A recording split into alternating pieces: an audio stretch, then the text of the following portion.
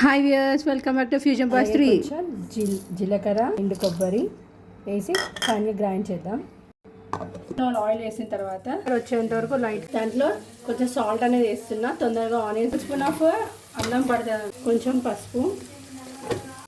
Marinate చేసుకున్న chicken ఉంది కదా, మ్యారినేట్ చేసుకున్న చికెన్ అనేది నేను ఇందులోకి వేసేస్తున్నాను అనమాట.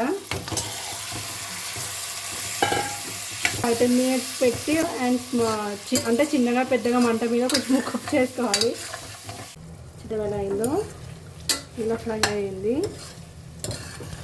జ్యూసీగా 5 minutes పెడదాం. చేసుకున్న పొడి అనేది యాడ్ చేస్తున్నాను అనమాట. తీసాక అలాగే కొంచెం పుదీనా, కొత్తిమీర యాడ్ చేస్తున్నాను అనమాట, కొంచెం ఫ్లేవర్. చూడండి ఎంత టెక్స్చర్ అనేది ఎలా వచ్చిందో, చాలా ఎమ్మిగా ఉంది.